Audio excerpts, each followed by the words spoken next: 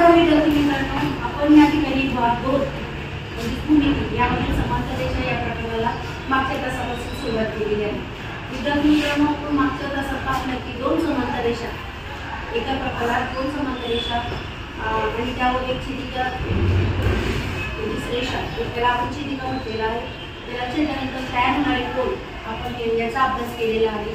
तर तयार होणारे 8 कोन पाहिलेत आपण। त्यामध्ये आपण पाहिलं की संगत कोन कशा प्रकारे असतात, त्याच्यानंतर पाहिलं की विक्रम कोन कशा प्रकारचे असतात, विक्रम कोन हे आंतरविक्रम कोन पाहिले, आपण बाह्य विक्रम कोन पाहिले।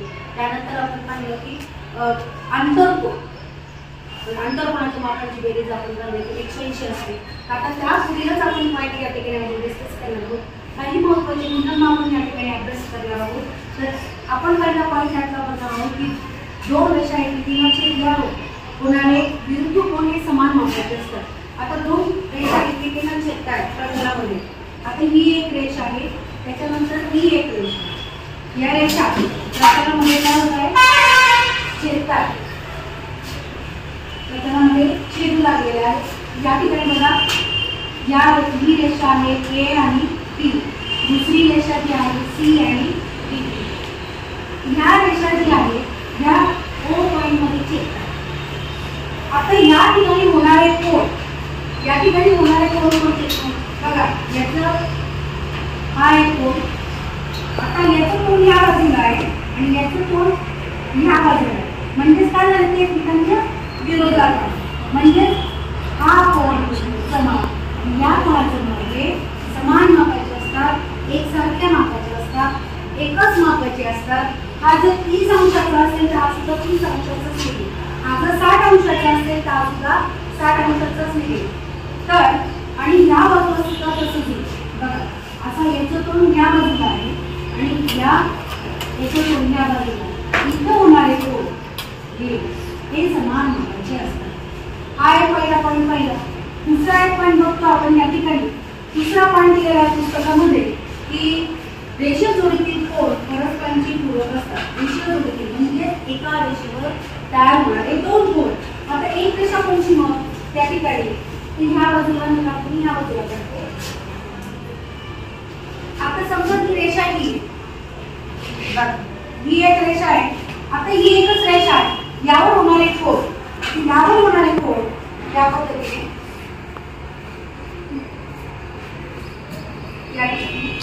बघा, ही एक रेषा आहे ए बी आणि ही एक सी, या बाजूला होणारा कोन, या बाजूला होणारा कोन एक त्याचे पूरक असतात। आता पूरक कोन म्हटलं की काय होतं, याला एक नंबर दिला, याला दुसरा नंबर दिला, यांची जर बेरीज केली कोन, समजा आता आपण वाचून केलं, त्याला नाव दिलं बी। आता मी नाव वाचते, आता सी टी बी, कोन सी टी बी। आता हा कोन, आता कोन एकचा वाचला, आता कोन हा एक वाचला ए किंवा सी टी ए, कोन सी टी ए हे एकमेकांचे पूरक असतात। पूरक असतात म्हणजे 180 मापाचे असतात। जर मी तो कोन ठेवला, कोन मापाचा ठेवला, तर पुन्हा कसं आहे कोन मापक म्हणजे 0 पासून 180 पर्यंत आपल्याला कमी होऊन जाते, म्हणजे तो किती नाही 180 मापाचे झाले।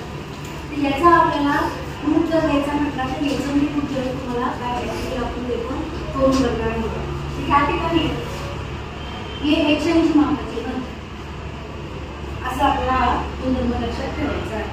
नंतरचा गुणधर्म आपण या ठिकाणी बघणार आहोत, तो गुणधर्म आपण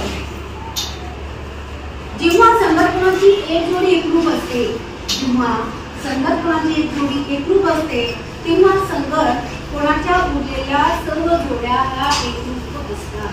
म्हणजे जर दोन समांतर रेषांना एका छेदिकेने छेदले असेल तेव्हा या ठिकाणी पॉईंट दिला आहे, दोन समांतर रेषांना, त्याला म्हणतात दोन समांतर रेषा। आता ही एक रेषा आणि ही एक दुसरी रेषा, या दोन समांतर रेषा झाल्या। या दोन समांतर रेषांना एका छेदिकेने छेदले असतात। आता छेदिका मी दिलेली आहे, ही एक छेदिका आहे, तर मी यांना नाव दिली आता एल एम या ठिकाणी दोन समांतर रेषा आहेत आणि एक छेदिका आहे. आता यातील संगत कोणाची जोडी जर एकरूप असेल, समजा ही संगत कोण ही जर एकरूप असेल, आता आपण साठची रंगाने दाखवली, तर ही जर जोडी एकरूप असेल, हा एक कोण बघा रंगीत करून दाखवली, हा एक कोण, हे जर समान मापाचे असतील, सारख्या मापाचे असतील, तर उर्वरित कोण सुद्धा म्हणजे हा कोण, त्याच्यानंतर हा कोण, त्याच्यानंतर हा कोण, हे सगळे एकरूप असतात. हा एक पॉईंट झाला. आता त्याच्यानंतरचा अजून काय म्हणतात बघा, जेव्हा व्युत्क्रम कोणाची एक जोडी एकरूप असते, दोन समांतर रेषा आणि एक छेदिका दिली असेल, जेव्हा व्युत्क्रम कोणाची जोडी एक एकरूप असेल, तेव्हा व्युत्क्रम कोणाच्या इतर सर्व जोड्या एकरूप असतात.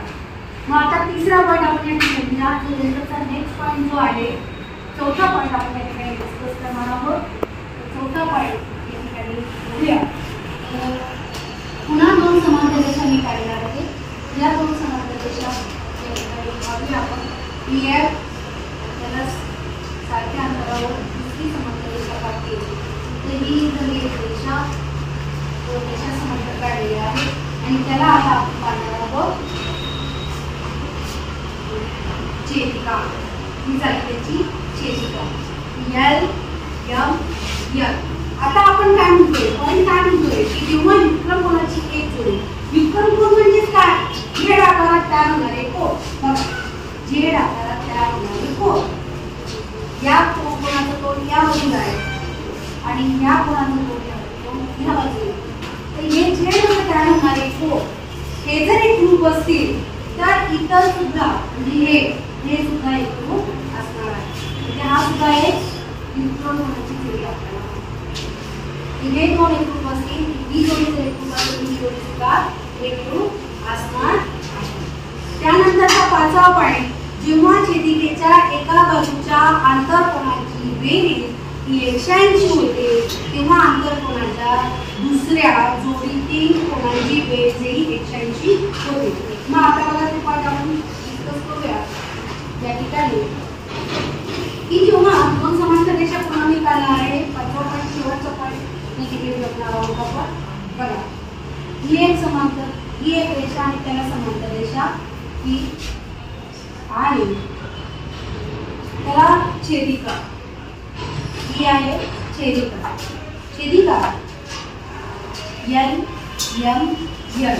आता काय म्हटलं आहे, काय सांगत आहे आपल्याला की छेदिकेच्या एका बाजूला आतील समांतर रेषेच्या आतील बाजूला, छेदिकेच्या एका बाजूला दोन समांतर रेषेच्या आतील बाजूला तयार होणाऱ्या हे जे अंतरकोन आहे याची बेरीज 180 असेल, तर या बाजूलाही दोन समांतर रेषेच्या आतील बाजूला या कोण तयार होतात याची पण बेरीज 180